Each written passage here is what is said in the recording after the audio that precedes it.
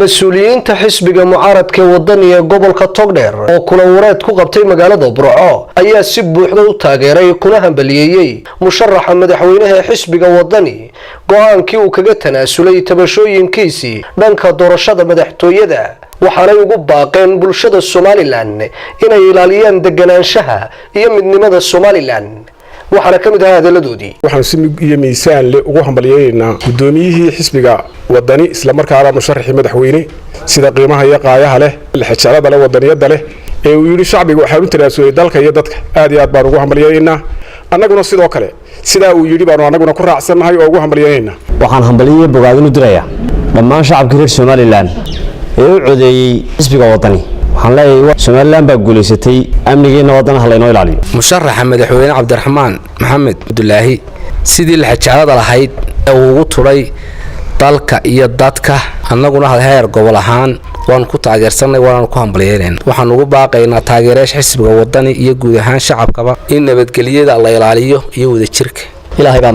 mahad labaad waxaan u celinay shacbi weynihii reer Somaliland ee taageerada iyo miisaan kale isla barbar taagay xisbiga wadani waxaan ku hambaliyeynaynaa hogaanka sare xisbiga ugu horeeya musharaxa madaxweyne Cabdiraxmaan Maxamed Abdullaahi go'aanka dal jacaylka iyo dad jacaylka leh ee wax kasta oo ay tabanayeen ba ay ku liqeen oo ahaa inay dadkoodii dalkooda u tanaasulaan halkan waxaan ka hambaliyeynayaa Cabdiraxmaan Maxamed Abdullaahi Ciro sida sharafta leh iyo cisiga leh oo uu ugu turay dadkiisii dalkiisii wixii noogu sii kordhmooyana waxaan allaala wixii naga xumaanayana ma jiraan shacabka Somaliland waxaan leeyahay waliba reer Togdheer allaala wixii naga xumaaday ma jiraan dhibaatada iyo qulqulada iyo waxa wadani naga daaya waxaan halkan ka hambaliyeynaynaa musharaxa xisbiga wadani go'aankii raganimada lahaa uu qaatay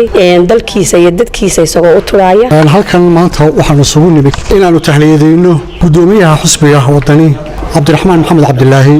go'aankii adkaa ee uu kaga tanaasulay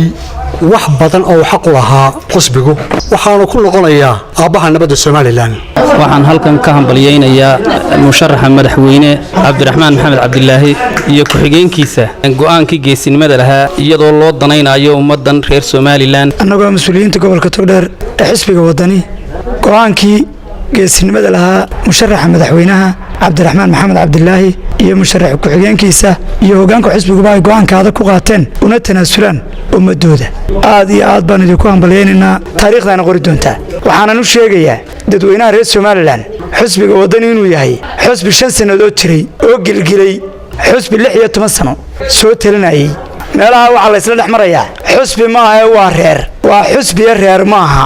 kula wareedkan ay qabteen maamulka xisbiga wadaniga gobolka Togdheer ee ay ku taageerayaan musharaxiinta xisbiga wadani go'aankii ay kaga tanaasuleen tabashooyinkooda dhanka doorashada madaxtooyada ayaa mid ay si weyn u soo dhaweyn doonaan shacabka Somaliland isla mar ahaantaana muujinaya biseylka siyaasadeed ee xisabta siyaasadda Somaliland isla markaana ka turjumaya deganaanshaha ay muddada dheer Somaliland ku soo caanamaashay Ali Daar Maxamed Boos TV caalamka Universal Burco.